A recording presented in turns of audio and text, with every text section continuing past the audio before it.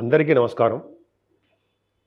ఇప్పుడు మన కన్యా రాశి వారికి ఏప్రిల్ నెలలో ఎలా ఉండబోతోంది అని తెలుసుకుందాం. బ్రహ్మాండంగా ఉండబోతోందండి. మీకేంటి? సరే చెప్పుకుందాం. కానీ కొన్ని కష్టాలు కూడా ఉన్నాయనుకోండి, చిన్న చిన్న ఇబ్బందులు కూడా ఉన్నాయి. అవి చెప్పుకుందాం. ఇబ్బందులు పడడం అనేది అండి ఎవరికైనా ఉంటుంది. భయపడాల్సిన అవసరం లేదు. మీరు కష్టపడతారు. మీ రాశికే గురుదృష్టి ఉంది కాబట్టి ఏమీ భయపడాల్సిన అవసరం లేనే లేదు. ఎటువంటి అనారోగ్య సమస్యలు వచ్చినా, ఎటువంటి ఒడిదుడుకులు వచ్చినా సరే మిమ్మల్ని రక్షించే భగవంతుడు ఎవరయ్యా అంటే గురుడు. ఖచ్చితంగా మీరు అన్ని రంగాల్లో ముందంజలో ఉంటారు. పైగా మీకు సహనము, ఓర్పు ఎక్కువ. ఎదుటి వాళ్ళకి హెల్ప్ చేసే తత్వం కూడా ఎక్కువే. అందుకని ధనాదాయం మీకు నిండుగా ఉంటుంది. ఎప్పుడూ కూడా మీకు ధనం లోటు లేకుండా ఉంటుంది. ఈ నెలలో కూడా ఎదుటి వాళ్ళు 10 మందికి ఇచ్చే స్థితిలో మీరు ఉంటారు. అంత పొజిషన్లో మీరు ఉండడానికి అవకాశాలు ఎక్కువ అండి. ఇక సరదాగా కోసం సామాన్యంగా చెప్పడం కాదు.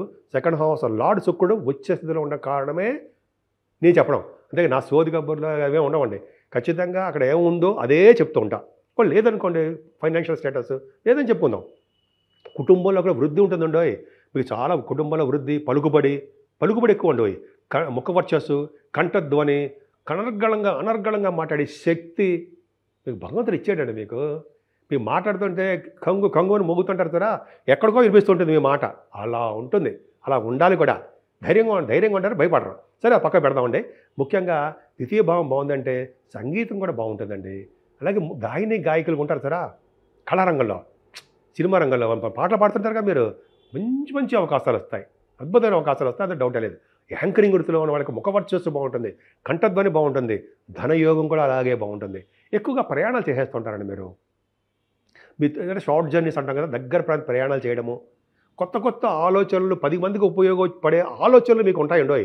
దాన్ని కార్యరూపం దాల్చి అందరికీ మీకు బాగుండేది మీరు కోరుకుంటారు. అందరూ బాగుండాలని కోరుకునే మొట్టమొదటి వ్యక్తి మీరే. అంత బాగుంటారు మీరు. సో ముఖ్యంగా చెప్పండి, మీ తమ్ముళ్ళన్నా చెల్లెళ్ళన్నా మహాప్రేమ మీకు. అద్భుతమైన ప్రేమ. వాళ్ళకి ఎటువంటి కష్టాలు వచ్చినా ముందు మీరు ఉంటారు. అంతేకాకుండా మీకు ఏ పని చెప్పినారండి, పనిలో అకుంఠితమైన దీక్ష, పట్టుదల ఎక్కువ, ధైర్య సాహసాలు ఎక్కువ. అంత అద్భుతంగా ఉంటారు మీరు. కొత్త వాహన యోగం కొనుక్కోవడానికి అవకాశం ఉంది.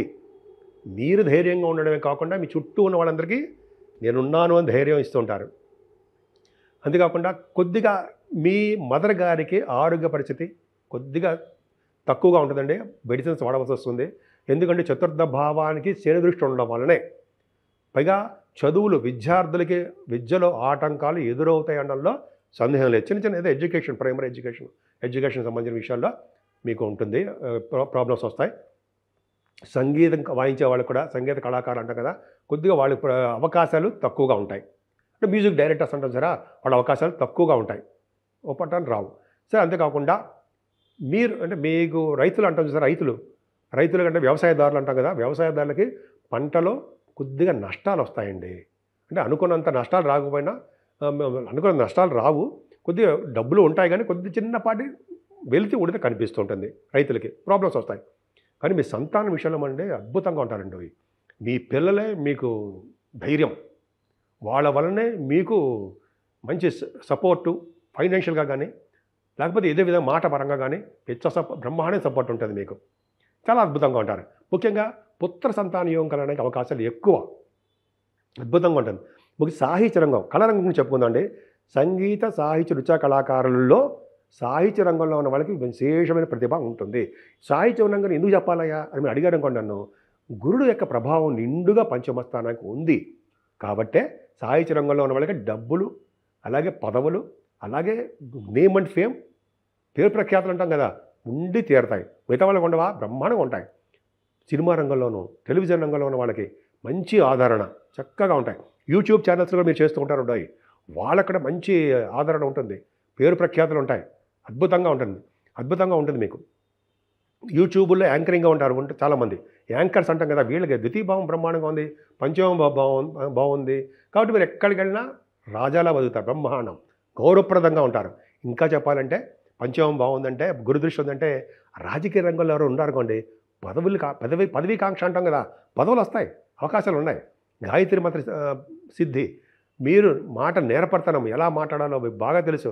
ధర్మకార్యాలు, శుభకార్యాలు ఎంత బాగా చేస్తారు. ఎదుటి వాళ్ళని పోషించే శక్తి బ్రహ్మాండంగా ఉంది కదండి. అలాగే సప్తమ భావం చూసుకుంటే మేనమావులు చాలా బాగుంటుందండి. ఆరో భావం సప్తమ భావం బాగుంటుంది. రోగ బాధలు రుణ బాధల నుంచి విముక్తి అవ్వడానికి అవకాశాలు ఎక్కువ ఉంటాయి. భయపడాల్సిన అవసరం లేదు. శత్రువు వల్ల కానీ రుణాల వల్ల కానీ ఏమి ఇబ్బంది పడవలసిన అవసరం లేనే లేదు. పైగా మీ సంపూర్ణ ఆరోగ్యవంతులుగా ఉండడానికి అవకాశం ఎక్కువ. కానీ రవి బుధులు అంటే మీకు సప్తమ భావంలోనండి శని రాహులు ఉండడం చాలా తప్పు, చాలా తప్పు. అంతేకాకుండా రవి బుధ శుక్రులు కూడా ఉన్నారు. శుక్ర శనులు కూడా సప్తమంలో ఉన్నారు. అంటే మీరు ఏమనుకోకపోతే ఒక విషయం చెప్పనా, అంటే మన యొక్క ఆలోచనలు పక్కదాన్ని పడతాయి. ఏమనుకోవడం కాదు, కానీ మీరు ఆలోచనలు ఏంటంటే మన బ్యాడ్ థింకింగ్ అనేది ఉంటుందండి. అంటే వేరే వాళ్ళ మీద వ్యామోహం చిన్న చిన్న ప్రాబ్లమ్స్ వస్తూ ఉంటాయి. కొద్దిగా జాగ్రత్తగా ఉండాలి. ఎందుకంటే సప్తమాసాల సరిచుక్కుల యొక్క దోషం మీకు ఉంది. ఇంకా ఎక్కువ మనం మీకు విడమర్చి చెప్పాల్సిన అవసరం లేదు, మీకు అర్థమైపోయి ఉంటుంది. అదొకటి. భార్యాభర్తల విషయంలో అన్యోన్య దాంపత్య జీవితం అనేది తక్కువ. కొద్ది కాలం పాటు ఎడబాటుగా ఉండడము, కొద్ది కాలం పాటు దూరంగా ఉండడము, అదే ఏదో ప్రయాణాల వల్ల మీరు దూరం అయిపోవడము, కొన్ని నెలల పాటు భార్యాభర్తలు దూరంగా ఉండి తీరుతారు. అది కూడా మార్చి 30 తారీఖు నుంచి జరగబోతోంది. 30 తారీఖు తర్వాత నుంచి ఏప్రిల్లో కూడా అలాగే ఉంటుంది మీకు. అలాగ అదొకటి. దగ్గరకు వచ్చిన సంబంధాలు కూడా మీకు దూరం అయిపోతూ ఉంటాయండి. ఒక పట్టాన్ని పెళ్లి సంబంధాలు కుదరవు. అంటే మిమ్మల్ని ఏదో విమర్శిస్తున్నట్టు, మీకు ఏదో బ్యాడ్ జరిగిపోవాలని చెప్పి నేను కోరుకున్నట్టు కాదండోయ్. ఇది అందరికీ వర్తించదు, ముందే చెప్తున్నాను నేను. అందరికీ వర్తించదు, తెలుసుకోవడం కోసం మాత్రమే. మరి నాలెడ్జ్ అండి అంతాను. మనం నాలెడ్జ్ తెలుసుకుని మనం జాగ్రత్తగా మనం ఉందాం. అంటే బ్యాడ్ అంటే గుడ్ సమానంగా తీసుకుందాం. సరేనండి, మీకు అష్టమ భావంలో రవి లేడా, 12th హౌస్ లాడు అష్టమంలో ఉన్నాడు. అంటే అనారోగ్య సమస్యలు కొద్దిగా ఉంటాయండి, మీకు చిన్న చిన్న ఇబ్బందులు ఉంటాయి. అందుకనే సూర్యభగవాన్ని ఆరాధన చేయడము, సూర్యభగవాన్ నమస్కార ప్రియుడిగా నమస్కారం చేయడం వలన ఆరోగ్య ప్రదాత కదండి సూర్యభగవానుడు. మనకి ఆరోగ్యాన్ని ఇస్తాడు, ఐశ్వర్యాన్ని ఇస్తాడు, సంపదలను ఇస్తాడు. ఇంకో విషయం చెప్పాలి, 12th హౌస్ లార్డ్గా అష్టమంలో లేడా మరి అంటే రాజయోగం, ఇప్పటికీ రాజయోగంలో ఒక రాజయోగం కదా మీకు. ఖచ్చితంగా సంపూర్ణమైన ఆరోగ్యవంతులుగా ఉండడము, కోర్టు కేసుల నుంచి ఏమైనా ఉంటే బయటపడడము, సడన్ గెయిన్స్ రావడము, పూర్వీకుల ఆస్తిపాస్తులు రావడము, మీకు సేవకాజనం కలిగి ఉండడము, సంపూర్ణమైన ఆరోగ్యవంతులుగా ఉండడం, ఇది చాలాదండి మనకి ఈ సూర్యభగవానుడు ఇస్తున్నాడు బ్రహ్మాండంగా. పైగా అష్టమాధిపతి అయినటువంటి రవి కుజుడు కూడా మీకు నీచ స్థితిలో ఉన్నాడండి. అందుకని హెల్త్ ప్రాబ్లమ్స్ కన్యా రాశి వాళ్ళు రావడానికి కారణం ఏంటి అంటే అష్టమాధిపతి అయినటువంటి కుజుడు నీచ స్థితిలో ఉండడమే. ఎవరైతే సుబ్రహ్మణ్య స్వామి ఆరాధన చేసుకుంటారో, సుబ్రహ్మణ్య స్వామి అష్టోత్తరం చేసుకుంటారో, ఒక్కసారైనా సుబ్రహ్మణ్య స్వామికి పూజిస్తారో, దండం పెట్టుకుంటారో, మళ్ళీ దేవసేన సహిత సుబ్రహ్మణ్య స్వామి కళ్యాణం చేయించుకుంటారో, వాళ్ళకి ఎటువంటి కోర్టు విషయాల్లో కానీ అనారోగ్య సమస్యలు కానీ దరి చేరకుండా ఉంటాయనడంలో సందేహం లేనే లేదు. బాగుందా? ఇప్పుడు గురించి చెప్పుకుందామండి. భాగ్యస్థానంలో గురుడు ఆయన కాపాడుతుందా మిమ్మల్ని? ఆయన కాపాడుతాడు కదండి. మీరు రాశికే గురు దృష్టి పెట్టారు, భాగ్యంలో గురుడు ఉన్నాడు. వ్యాపారాల్లో వలన సంపదలు, కానీ రియల్ ఎస్టేట్ రంగంలో మాత్రం సంపదలు ఉండవండి. వాళ్ళకి ప్రాబ్లమ్స్ వస్తూనే ఉంటాయి. వాళ్ళు భూములు అమ్ముడుపోవడం అవి తక్కువ. భూములు కానీ అపార్ట్మెంట్స్ కానీ ఇళ్ళు కానీ అమ్ముడుపోవడం కానీ కట్టుకోవడం కానీ కొంచెం తక్కువగా ఉంటాయి. కానీ గురుబలం స్ట్రాంగ్గా ఉంది.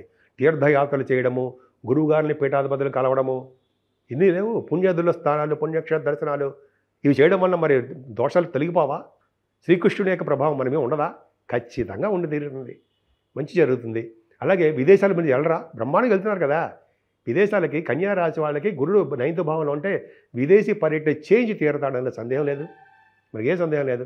అలాగే చక్కటి భోజన వసతులు బ్రహ్మాండంగా ఉండడము, ఎక్కడికన్నా మీరు పూజించబడము, రాజ సన్మానాలు జరగడము, అంతేకాకుండా పదవులు. భాగ్యస్థానం బాగుందంటే గురుడు ఉన్నాడు కదా, పదవులు. ముఖ్యంగా భాగ్యస్థానంలో గురుడు ఉన్నాడంటే వేద పండితులకి సూపర్గా ఉంటుంది కదా. వాళ్ళకి పండితులకి పండితులకి వేద బ్రాహ్మణులకి అద్భుతమైన కాలం. భాగ్యస్థానంలో గురుడు ఉన్నాడంటే డాక్టర్స్ వృత్తిలో ఉన్న వాళ్ళకి, అలాగే అడ్వకేట్స్, లాయర్స్కి చాలా బాగుంటుందండి. ఇంకా చెప్పాలంటే సాఫ్ట్వేర్ రంగ బిజినెస్ కూడా బాగుంటాయి. గురుడు కారకత్వాలు అంటే బ్యాంకింగ్ రంగంలో ఉన్న వాళ్ళకి, విద్యా సంస్థలకి, వాళ్ళందరికీ, అలాగే చార్ట్ అకౌంటెన్సీ, కాస్ట్ అకౌంటెన్సీ అంటాం సరా వాళ్ళకి ఇంకా చెప్పాలంటే సైంటిస్టులు బ్రహ్మాండంగా ఉండడము. గురు ప్రభావం చాలా బాగుందండి. భాగ్యస్థానానికి గురుడు ఉండడమే మీకు నిండుగా బాగున్నారు. మీరు నిండు 100 ఏళ్ళు బాగుంటారంటారు సరా, బాగుంది మీకు. ఇంకా దశమస్థానం కూడా చూస్తుంటే దశమాధిపతి కూడా 10th హౌస్ లార్డ్ సప్తమంలో ఉన్నాడు. ఇదో కారణం ఫారిన్ వెళ్ళడానికి. మీ జాతకాల్లో కూడా చూసుకోండి. 10th హౌస్ లార్డ్ సప్తమంలో ఉన్న, సప్తమాధిపతి దశమస్థానం ఉన్న విదేశ పర్యటన ఉంటారు, విదేశాల్లో నివసిస్తారు. మీకు ఖచ్చితంగా చూసుకోండి జాతకాల్లో. అంటే మీకు 10th హౌస్ లార్డ్ సప్తమంలో ఉన్నాడు కాబట్టి విదేశాలు వెళ్ళడము జరుగుతుంది. పైగా మీకు బాగా సక్సెస్ఫుల్గానే ఉంటారు, మీరు విదేశాల్లో బాగానే ఉంటారు. మీ ఉద్యోగాలు కూడా చాలా అద్భుతంగా ఉంటుంది. మీకు ముఖ్యంగా రియల్ ఎస్టేట్ రంగం, సాఫ్ట్వేర్ రంగ ఉద్యోగస్తులకి, గవర్నమెంట్ ప్రొఫెషన్ ఉన్న వాళ్ళకి చక్కటి ఉద్యోగ భద్రత. మీరు చెప్తున్నాను, ఆడవాళ్ళకి చెప్తున్నాను, ఉద్యోగంలో ప్రమోషన్స్ కూడా రావడానికి అవకాశాలు ఎక్కువ ఉన్నాయి. వ్యాపారస్తులకి అంటే 11వ భావంలో కుజుడు ఉన్నాడు కాబట్టి, కుజుడు నీచ స్థితిలో ఉన్నాడండి. అది కొద్దిగా ఇబ్బంది. ఎందుకంటే రియల్ ఎస్టేట్ రంగంలో ఉన్న వాళ్ళకి వ్యాపారాల్లో నష్టాలు తప్ప లాభాలు రావడానికి అవకాశం తక్కువ. మిమ్మల్ని ఏదో విమర్శిస్తున్నట్టు, మిమ్మల్ని తక్కువ చేసి మాట్లాడుతున్నట్టు దయచేసి అనుకోకండి. కుజుడి యొక్క ప్రభావం కూడా చెప్తున్నాను కాబట్టి చెప్పాల్సి వచ్చింది నేను. నీచ స్థితిలో ఉన్నాడు కాబట్టి. కానీ కుజుడు రిట్రగేషన్లో కూడా ఉంటాడు, భయపడాల్సిన అవసరం లేదండి. అన్ని రంగాల్లోనూ రిట్రగేషన్లో వచ్చేస్తాడు, వక్రంలో వస్తాడు. ఆయన పరమ నీచులో ఉన్నప్పుడు మనం ఆలోచిద్దాం. 15 డిగ్రీల తర్వాత పరమ నీచులో ఉంటాడు కాబట్టి అప్పుడు రియల్ ఎస్టేట్ రంగంలో వాళ్ళకి ఇంకొంచెం ఇబ్బంది ఉంటుంది. ఏదేమైనా వ్యాపారంలో ఉన్న వాళ్ళకి కొద్దిగా ఆచితూచి ముందుకు అడుగు వేయండి, నష్టాలు రావడానికి అవకాశం ఉంది. ఏదేమైనా మీ కన్యా రాశి వాళ్ళకి కొద్దిగా మంచి చెడు మిళితమే ఉన్నాయి.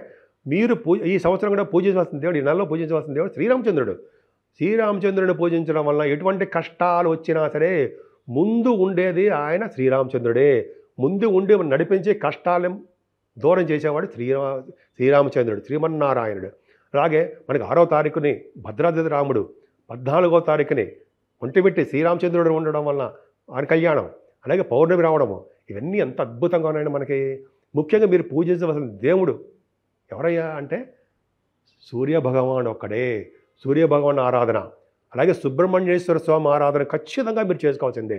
చేసుకోవడం వల్ల కన్యా రాశి వాళ్ళకి ఎటువంటి అనారోగ్య సమస్యలు వచ్చినా సరే వాటి నుంచి త్వరగా కోలుకుంటారు అనడంలో ఏమాత్రము సందేహం లేదు. సో కన్యా రాశి వాళ్ళకి ఈ నెల మొత్తం కూడా చాలా సంపూర్ణంగా బాగుండాలని, విదేశాల్లో కూడా మీకు రాణించాలని, మీరు ఉద్యోగంలోనూ వ్యాపారంలోనూ భార్యాభర్తల యొక్క అన్యోన్య దాంపత్యంలోనూ మీరు సుఖంగా ఉంటారని కూడా నేను మనస్ఫూర్తిగా కోరుకుంటున్నాను.